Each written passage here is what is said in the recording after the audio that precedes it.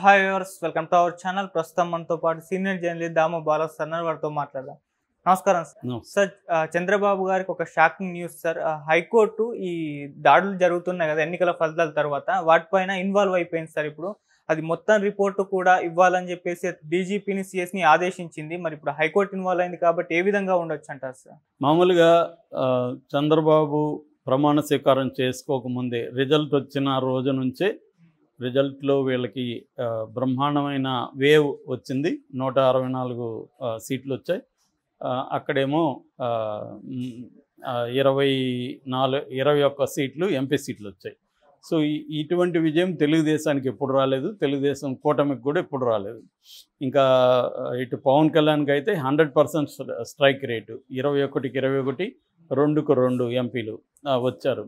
So ఈ కాంటెక్స్ట్లో వీళ్ళకి ఏంటంటే విపరీతమైన కసి, కోపము, బాధ ఇవన్నీ ఉన్నాయి. పగ, ప్రతీకారాలు రగిలిపోతున్నారు. ఎందుకంటే గతంలో వైసీపీ వాళ్ళు దాడులు చేశారు, వైసీపీ వాళ్ళు అరెస్ట్ చేశారు, కేడర్ కావచ్చు, నాయకత్వం కావచ్చు, వీళ్ళని ఇబ్బంది పెట్టారు వాళ్ళ అధికారం ఉన్నప్పుడు. ఇప్పుడు దానికి రివెంజ్ కోసం వీళ్ళు తహతహలాడిపోతున్నారు. కాబట్టి ఇంకా అధికారం మార్పిడి అఫీషియల్గా జరగకముందే వీళ్ళు దాడులు స్టార్ట్ చేసేసారు. పోలీస్ యంత్రం కూడా వీళ్ళే అధికారంలోకి వచ్చేసారు కాబట్టి నిర్వీర్యం అయిపోయింది.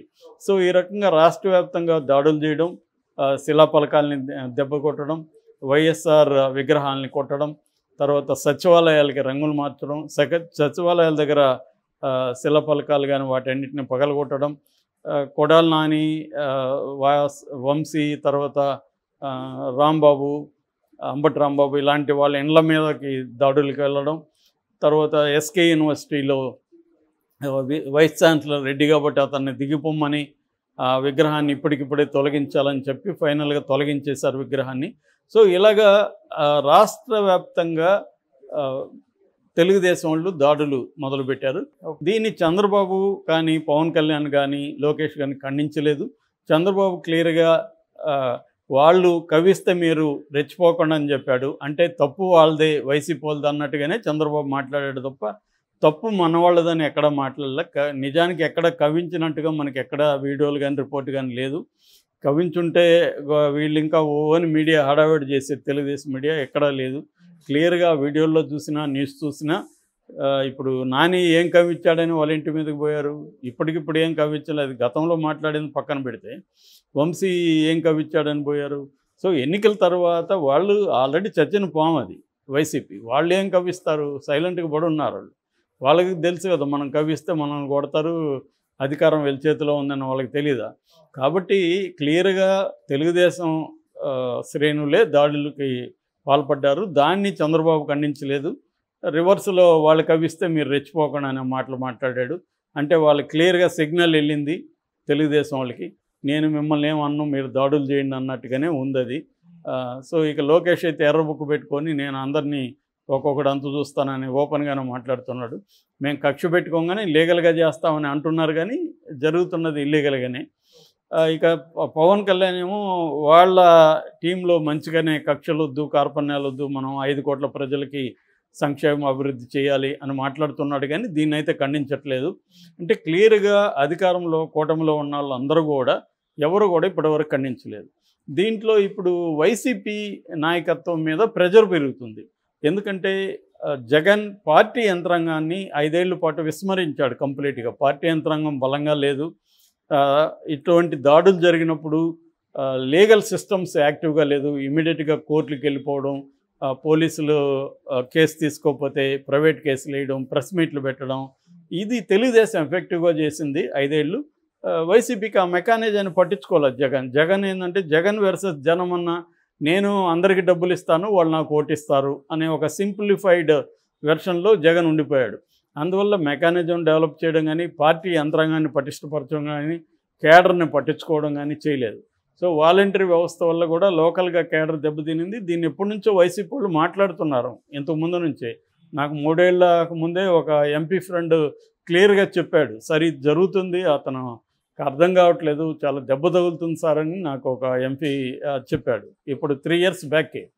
కానీ జగన్ అదేమీ పట్టించుకోలేదు. తన పద్ధతిలో తను వెళ్ళినాడు. దాని మూల్యం ఇప్పుడు తెలుస్తుంది. సో అందుకని ఇప్పుడు వాళ్ళు కొద్దిగా మేల్కొని కోర్టుకి వెళ్ళారు. హైకోర్టులో ఎస్వి సుబ్బారెడ్డి పిల్లేశాడు. ఇట్లాగా వీళ్ళు దాడులు చేస్తున్నారు, పోలీసులకి చెప్పినా పట్టించుకోవట్లేదు, చాలా చోట్ల పోలీసులు ఉన్నా ఆపట్లేదు, చూస్తున్నారు అనేది పిల్లేసినప్పుడు జస్టిస్ మండవ కిరణ్మయ్ గారు, న్యాపతి విజయ్ గారు వీళ్ళిద్దరూ దీన్ని టేకప్ చేశారు. బెంచి టేకప్ చేసి దీనికి ఈ సిఎస్కి తర్వాత డీజీపీకి వాళ్ళు ఆదేశాలు వ్యక్తం చేశారు. దీనికి సంబంధించి సమగ్ర సమాచారాన్ని మాకు ఇవ్వండి అని. వీళ్ళైతే వీడియో ఫుటేజీ అదంతా కూడా వీళ్ళ తరపున రాజు రామచంద్రన్ అని సుప్రీంకోర్టు అడ్వకేట్ అటెండ్ అయ్యారు. ఆయన కంప్లీట్గా సమగ్రంగా తన దగ్గర ఉన్న ఆధారాలు ప్రవేశపెట్టాడు, ఎక్కడెక్కడ ఎలాంటి దాడులు చేశారు ఆ ఫుటేజ్ అంతా. సో హోంశాఖ తరపున వేలూరు మహేశ్వర్ రెడ్డి అడ్వకేట్ ఆయన అపీర్ అయ్యాడు. ఎందుకంటే ఇంకా అడ్వకేట్ జనరల్స్ పబ్లిక్ ప్రాసిక్యూటర్లు నియమించలేదు, గతంలో ఉన్న వాళ్ళు రిజైన్ చేశారు, శ్రీరామ్ కానీ పొన్నవాళ్ళు కానీ వీళ్ళందరూ. సో ఇప్పుడు ఇంకా నియమించలేదు కాబట్టి హోంశాఖ తరపున మహేశ్వర్ రెడ్డి అని ఆయన అటెండ్ అయ్యాడు. సో ఇప్పుడు వివరాలు సబ్మిట్ చేయమని 19th దీన్ని పోస్ట్పోన్ చేశారు. సో ఇది ఒక రకంగా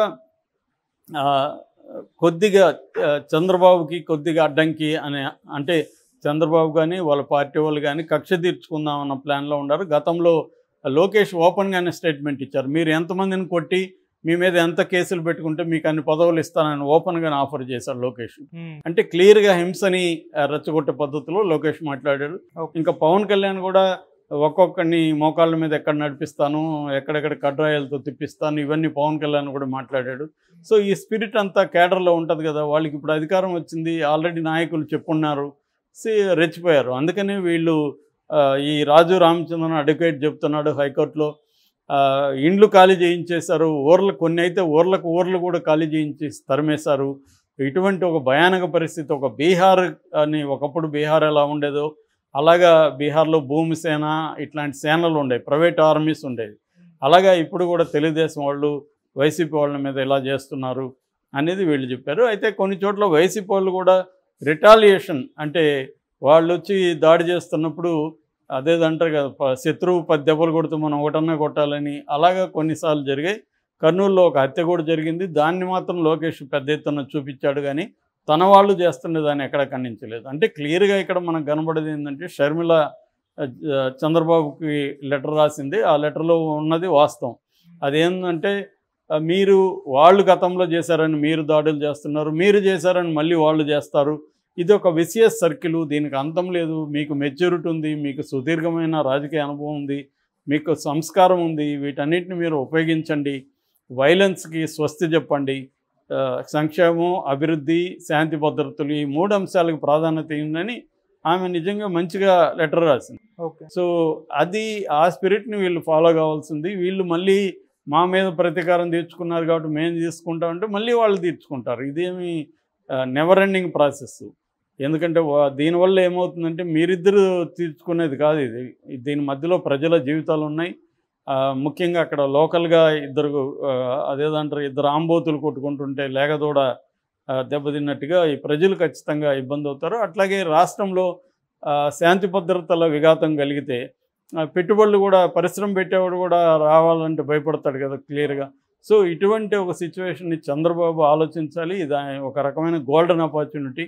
ఆయన లైఫ్లోనే ఇంత మెజార్టీ ఆయన ఎప్పుడు చూడలేదు. అట్లాగే ఆయనకి ఇంతకంటే గోల్డెన్ ఆపర్చునిటీ సెంట్రల్లో ఈయన మీద డిపెండ్ అయిన ప్రభుత్వం ఉండడం. సో అందువల్ల ఇప్పుడు దేశవ్యాప్తంగా నాయుడు పేరు మోగిపోతుంది. చంద్రబాబు నాయుడు ఇంకా నాయుడు నితీష్ అని 2 పేర్లు మారుమోగుతున్నాయి. ఇలాంటి కాంటెక్స్ట్లో ఆయన రాష్ట్రానికి కానీ మంచి పనులు చేయగలిగితే పర్మనెంట్గా ఆయన నిలిచిపోతాడు. అది ఉపయోగించుకోవాలి తప్ప ఇవన్నీ వేస్ట్ వ్యవహారాలు.